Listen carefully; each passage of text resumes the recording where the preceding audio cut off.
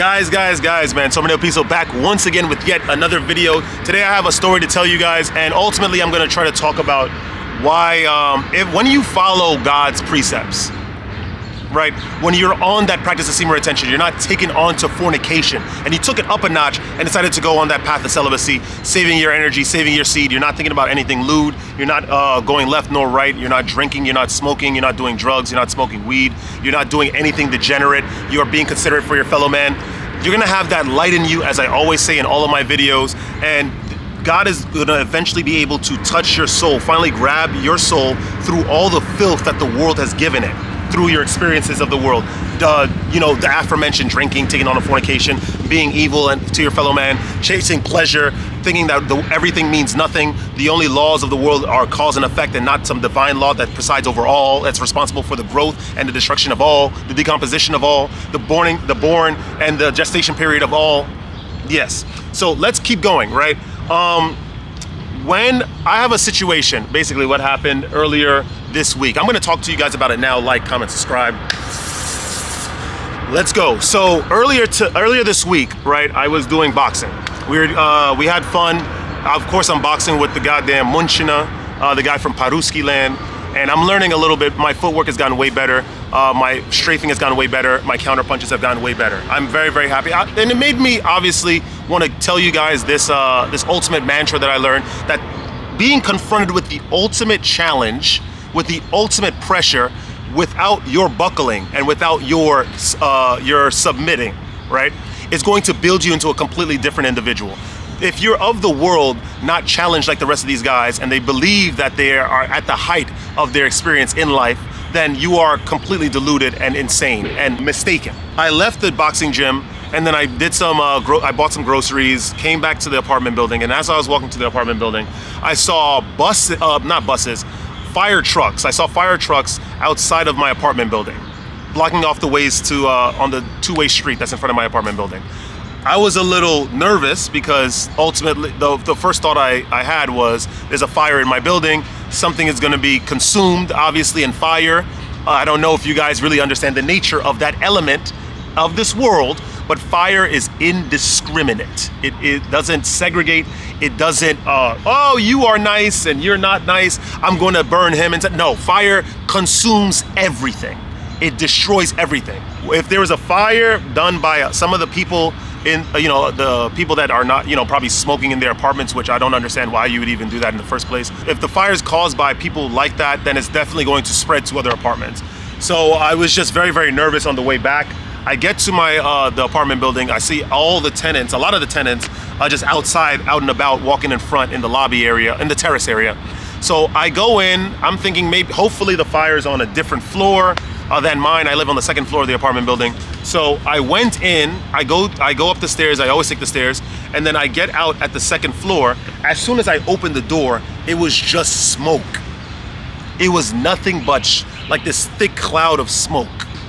I got very nervous because this is my floor. I'm like a few paces from the staircase that I always take to get to my apartment. So if the smoke is that strong here, or at that point, then you could only imagine what it's like closer to my apartment. So I got more and more nervous. I go back downstairs, and then the neighbor that lives right across the hall from me, which is like one step for like a 5'10" man. That's how close the doors are. He said that there's a fire on the second floor, and then I said, oh, okay, where's the fire, And he made it, the way he worded it, I don't know if it was due to anxiety or nervousness, but he made it seem as if the fire was coming from my apartment. And so I automatically thought the worst. I figured, oh, maybe I always leave the adapters for the camera batteries plugged in, and so and it's a little flimsy. It's not like sort of thick and reinforced like Sony adapters or anything like that. So I figured that was the culprit of the fire. I got more nervous, and I started to, my palms started to sweat. But then he changed it up. He said, no, the fire is coming from my apartment, like his. I said, oh. And then I was still nervous anyway because, like I said, his apartment is right across the hall from mine, which is like a couple millimeters in separation. So I was like, if anything happened to his apartment, my apartment is going to be ablaze too. So I was just thinking the worst, horrible. I was just anxious for an hour. And then after an hour, I decided to go upstairs just to check my apartment. There was a pool of water in the hall in front of my apartment. On the apartment that had the fire, the door was completely ajar. Everything was destroyed inside. It was black. The windows were shattered. The bed and the TVs were everything in there was destroyed. I go to my apartment door. I run a finger along the outside, the facade, and there was nothing. It was untouched, pristine, unscathed. I opened the door to my apartment. There was no smell of smoke. Everything was clean. I saw my beautiful rugs. I saw my TV that I use every now and then. My computer, everything was intact. And I automatically made a prayer thanking God for his protection over my apartment, because I am telling you, I don't know what I would have done if my apartment went ablaze. I was so relieved. And tying into the crux of this video, the real purpose behind this video is that when you follow God's rules, when you follow his precepts, when you are not taking on to fornication, when you're not doing drugs, when you're not drinking, when you're not smoking, when you're kind to your fellow man, the world, I came, like today, I was biking through most of New York City. I didn't go through the city, but I went from Brooklyn to Queens, and the amount of frenzy and inconsideration that the people of the world have is insane. Like, it's actually like these guys will drive, they don't care about who's on their right, who's on their left. They speed to catch the traffic light, to only wait at the following traffic light, because it's all programmed as a pattern to where if there's a red light on one, there's going to be another red light for the next and the next and the next, to try to halt traffic, to try to control the flow of gridlock. They don't understand this. Everyone is just out for themselves. Me. I'm biking through, I'm hearing the conversations of the people walking next to me. In Spanish, they're talking about only themselves. In English, they're talking about only themselves. Me. I want to have pleasure. I should have done that, but I felt like doing this, and so I did that, even though I know that I knew it was the wrong thing to do. People are ultimately taken onto themselves. They love following their own hearts. They don't listen to God. They don't listen to anything disciplined. They don't listen to anyone of any proctorship or anything. All they do is that they're taken on to pleasure. That's it. And they just think about themselves. I'm just biking through looking at the way that the world is. What's going on, man? I'm just listening. Okay. It's Motivational. What do you do for yourself? Do you follow any religion? Do you have any disciplines on yourself? I'm Catholic, though. You're Catholic? Yeah. Are you taking on a fornication? What's fornication? Masturbation, having sex with random people? No. I don't do that shit. No, both. No. Sincerely. I'm proud of you, my friend. What's your ambition in life? My ambition in life, I'm be very successful one day in computer science. I wanna modernize the way like the world is, created, also like machines and everything. I want to modernize them. That's my ultimate goal. Yeah. I've been working towards that for sure. Good. But also to do that, I feel like I need to get my mentality first. I thought like the start would be to get my physical. Yes, like, absolutely. Just to get physical first, and then show that I can like withstand pain to get to like certain levels. Yes, certain milestones. That has certainly been what I've been thinking, because I had like a phase, right? I was like smoking a lot. And even though I had good grades and everything, I was still like sometimes like getting in trouble. I mean, never got serious like suspension or anything, but like I thought that life was just not who I wanted to be when I was like 5. Yeah. So I just started to, change, start to work out, make better decisions. You have all the answers, my friend, and it seems like you're following like a good trajectory of discipline. Just keep going. This world is ultimately going towards AI. We spend so much on R&D for AI, machine learning a month, quarterly. So a lot of these guys are only using it to automate tasks, to ultimately make a lot of us obsolete. So it's ultimately for an economic gain. Yeah. Going into that field, because you said computer science, which is a little different from AI. Yeah, it is. I'm doing machine learning. Like I'm learning about machine learning. I have some ideas of myself, but yeah, I'm still learning computer The idea is go into that and seek to build for yourself and others, and try not to fall into that whole agenda Yeah. of making people obsolete and just trying to replace work, like hard-working human beings. Yes, You I know? want to help them. I want to help humans. You got a good foundation, man. Thank you. So my name is Sombra. I'm Lewis. Lewis? Yeah. Where are you from? Oh, I'm from the city. I'm from Manhattan. I'm here to like see my friend who lives right down there, but he Okay. has his summer school, so he's gonna be around later. I was just hanging around in the park. Yeah, good stuff. All right, yeah. Well, good luck with everything. Just study and Oh, thank me. I talk about on my channel more like about religion. I grew up Catholic, but now I feel like all the precepts in the Old Testament that was said in Psalms, Proverbs, and a lot of the stuff that Paul and the Apostles said in the New Testament, I just follow completely. No fornication, no drinking, no sex, nothing. So I've been like that I haven't drank or smoked or done anything for 13 years. And like for fornication, I've been taken out of that for going on 8 months now. Has it been helping you? Like, Oh, dude! Like I've been thinking very clearly. I've been also doing like this whole semen retention thing. I don't know if you've heard of it. no, I haven't heard of it. So it's like the idea of being celibate and not masturbating or doing anything for very, very long periods of time, so you could just be different, build testosterone in the body, think more clearly, and just get in line with your purpose. Just because we're in a world that's very inundated with Yeah, all what this you're pleasure doing stuff. is actually awesome. Like, I tried, man. I think that motivation definitely is required in this modern era. Yes. There are a lot of even like students are just falling into that path. Yeah. So I appreciate you, bro. Of course, Lewis, not a problem. Thank you. For sure. Good luck with everything. I'm sure you're gonna do well, man. You just Thank the trick with life is like evil is not necessarily some like outer force. It's that willingness to do nothing Yeah. as a person. Like you said, when you were 5, you had a dream of how you'd be at this age or when you're older, Yeah. and it didn't involve smoking, which is why you quit that. Yeah. And so the idea is to try to stay as childlike and as pure as possible, and all that childlike curiosity with machine learning and computer science, you'll be so successful, man. Seriously, you. you just need like a different angle. That's you all. so, bro. Of course. All right. Have a great Peace, day, man. sir. Yeah, for sure. Have a good one too, man. Peace. Yeah, man. We just I don't know. He was just walking around, and I guess he just heard what I was saying about the world. But this is what I was saying ultimately. Just to get back to the topic at hand. When you don't follow God's precepts, I learned so much in this past couple weeks. Seriously, that fire in my neighbor's apartment, I'm not trying to be heartless. I'm not trying to be inconsiderate at all. But it stressed the importance of making sure you don't mix with the unclean and the heathen. Please hear me out, guys. I'm gonna try to explain this to the best of my ability.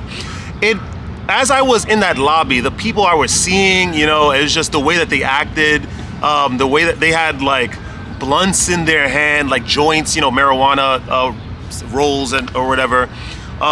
It's like these people, like, and it's not just people that obviously look like that. It's like also other people that when you mention Jesus Christ in a conversation, when you mention God in a conversation, you know what? I'm not interested in going to the club with you guys just because, I don't think that I'm gonna learn anything from there. And everyone there is just taking on a fornication. And it just destroys my energy, enervates the body, destroys my brain, destroys my connections with God, overloads my dopamine receptors, and makes me be taken on to fornication in the mind outside of those spaces.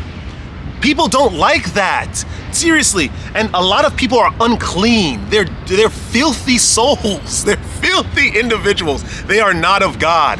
God tries everyone. But the unclean are the individuals that do not take that chastening. They keep believing that their vision is the best vision, and they just keep going forward, and they reject God's will, they reject God's teaching, they reject God's way. The human being can experience everything. We are gods, we are angels. This is their beliefs, this is what they carry in their hearts.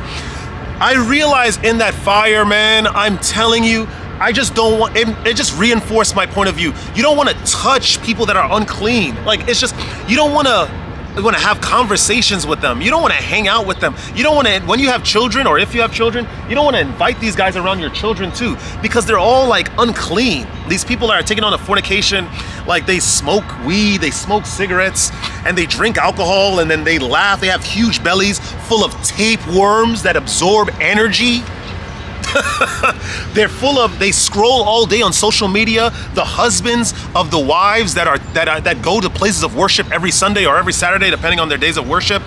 He's scrolling and looking at adult film content, softcore pornography, and they have wives and children.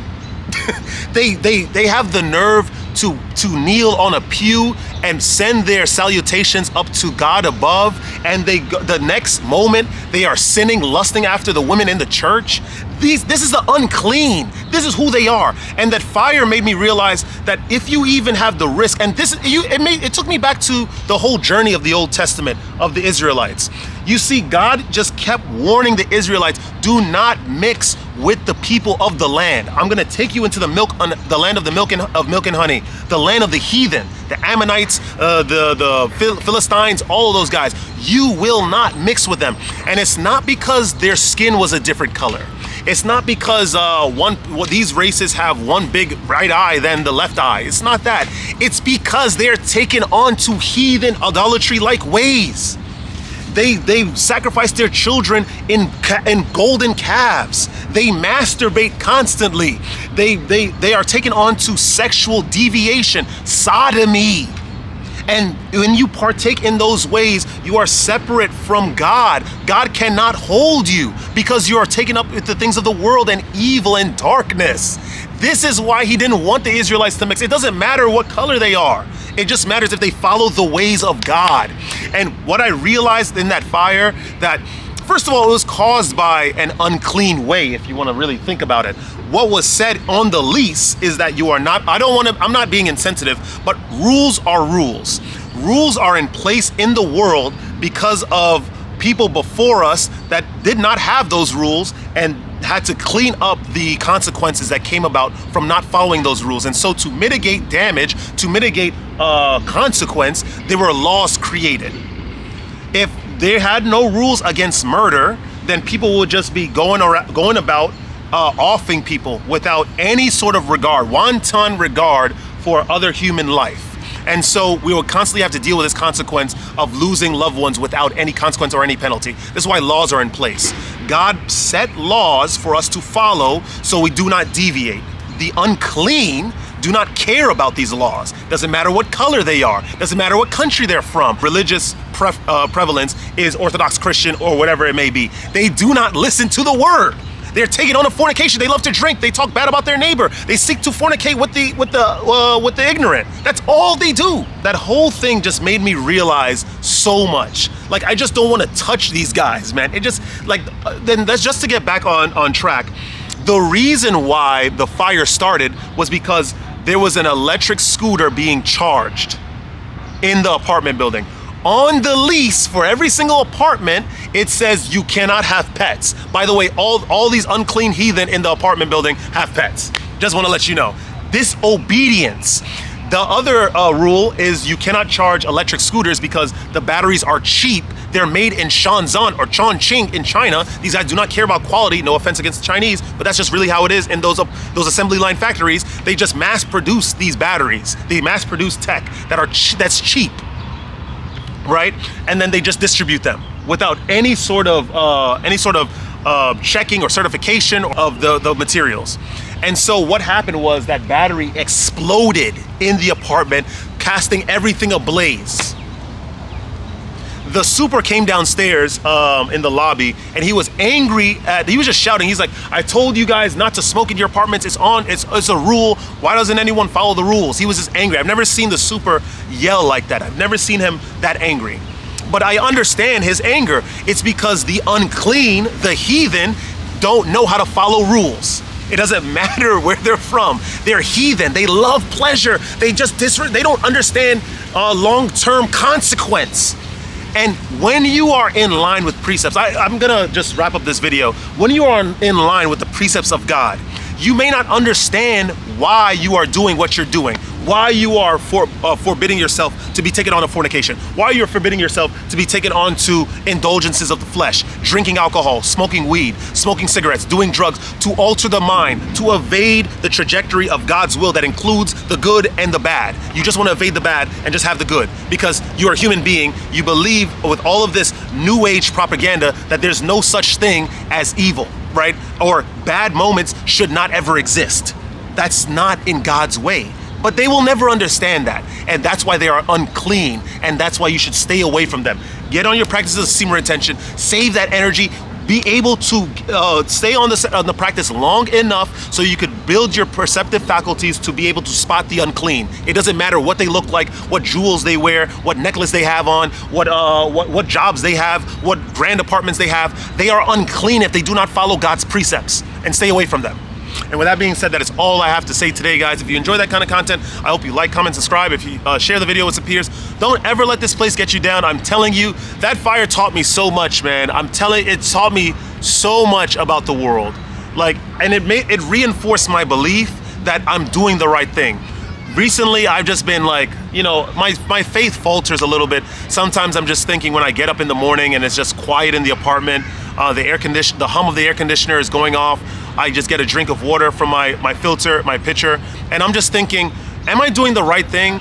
Do I need to live like the heathen, like the unclean? Do I need to be taken on a fornication sometimes? And I'm just like, no. Moments like this reinforce. God communicates with the people that he loves because you love him by keeping his precepts.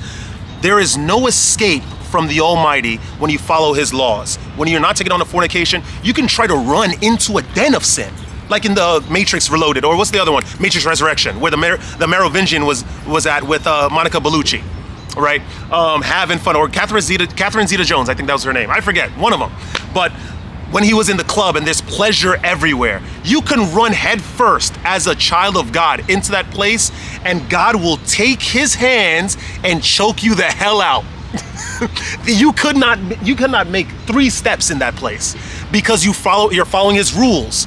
You are following his laws. You are not taking on to fornication. You're not drinking. You're not smoking weed. You're not altering your mind to try to not perceive the things of God, the inspirations from God, but perceive the things of the world, worshiping deities of stone.